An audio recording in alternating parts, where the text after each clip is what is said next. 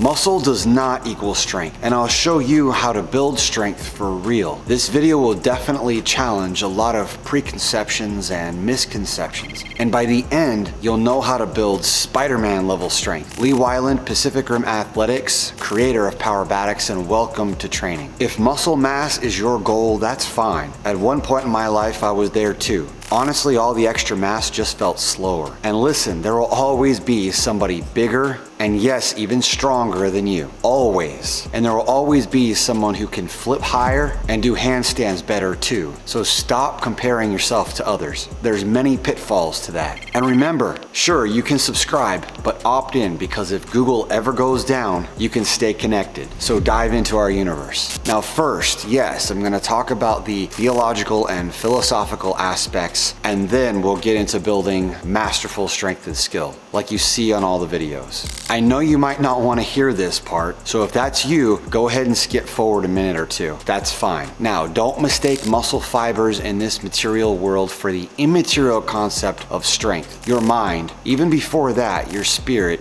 is most important. And this grounds your strength in the immaterial. Everything is immaterial first. For example, in the mind of God first, or in your mind, your imagination. Then you make it tangible by taking action. Faith therefore works, stuff like that. Listen, you never know what someone is facing, externally or internally, and how much mental strength it takes to keep moving forward, despite their circumstances, and even sometimes their own body standing in their own way. Life can sometimes be brutal. So in this sense, strength has absolutely nothing to do with the vanity of muscles, back levers, or human flags, or how much you can lift, or how successful you are, or how much money you obtain. True strength is, and I know some of you will hate this, loving God and watching Him drag you through. In other words, humility, patience, suffering, and seeing the joy in hardship. That is true strength. Okay, so now that we've covered that, we can talk about the muscle and the cool moves. Now, muscle doesn't necessarily create strength. A person can have huge muscles but be incredibly weak. Obviously, they can be weak mentally. They can also have inflamed muscle that looks big but is weak. They could inject stuff into their muscle. But these aren't why you click this video, right? You want to learn how to build muscle and or strength. Muscle can be big from training, but the person can be weak for a variety of reasons. A, people often mistake big muscles for strength when all it is enlarging the sarcoplasmic reticulum in the cells. What this does is it increases the volumetric size of the muscle, but this is not necessarily in proportion to an increase in strength. In other words, they look big, but are nowhere near as strong as, say, a skinny powerlifter, a lightweight boxer, or a breakdancer. And to look big, you have to repetitively lift weights to sustain that inefficient mass. This can impede progress in other areas, and it becomes a silly pursuit in the long run, as it all eventually fades anyways. Do this instead. Depending on your personality type, one of these will appeal to you over the others, but they will create more overall strength as opposed to just muscle. If you're a creative type with a knack for real dogged kind of hard work, start learning flares. These will develop incredible core strength and upper body strength. There's not going to be one person who can do solid flares that doesn't also have the muscle to back it up. If you're a straightforward type that just wants general strength, flexibility, and muscle, learn a press handstand. Again, you're going to be hard pressed, no pun intended, to find a person that can do a press handstand that doesn't also have a strong athletic physique. For legs, have you ever tried single leg squats while holding weights? Obviously, you'll need to have single leg squats first, which should be a basic that you attain before loading your back up with heavy barbells for two-legged squats anyways. Alright, now B, people gain muscle much faster than flexibility, which is a hugely under-realized problem. Actually, muscle develops at least 2 times the pace. It takes upwards of 6 months to 1 year for significant flexibility to develop, whereas only 90 days for muscle to grow. This means that as the muscle grows, even with sarcoplasmic hypertrophy, it is doing so only in the range of motion already acquired, and oftentimes much less. So you can be as big as you want, and even as strong as you want, but if you don't have the flexibility, then any degree beyond that range is just as weak as a person who never worked out a day in their life. Think about that for a second. So a big bodybuilder, powerlifter, even a bodyweight guy or a gymnast, I won't even mention the bros. If they don't have strength across all angles of flexibility, they're as weak as a couch potato in those degrees, and you're only as strong as your weakest link. And by flexibility, I mean, 2 moves you need to start developing right now. For the lower body, you need to build the leg iron cross. There really is nothing else like it. And for the upper body, you need to build the back limber, aka from standing, leaning back to a bridge, and then kicking over with both feet at the same time. And then part C, people can get big muscles but still be weak because they don't train for myofibrillar hypertrophy. This is the increase in the number of muscle fibers and the density of the muscle without necessarily any noticeable increase in size. This is real strength. This comes from heavy work, farm work, heavy weights, whether actual weights or your own body, acrobatic and body weight training at high load, one-arm pull-ups, rebounding off the ground, jumps, climbing, hangs. It's the high tensile strength that lasts a lifetime versus the sarcoplasmic bulk of mainstream fitness. It's that Spider-Man kind of strength. So my recommendation is to build flexibility first. Babies are born with more flexibility than strength for a reason, and humans waste it. After you build the flexibility, then layer strength on top with sarcoplasmic work first as a base layer of strength and endurance, and then myofibrillar. An example might be something like our circ workout, which starts with rows on silks, or anything you want, coupled with handstand wall walks. This progresses to straddle climbs on silks, which is much more difficult than a rope, and by far more difficult than any piece of gym equipment. And the handstand wall walks can progress to freestanding handstand push-ups. Honestly, I give enough information in these videos that if a person went and studied all of them for the 10,000 hours necessary for mastery, you'd progress to level 10, just like our students.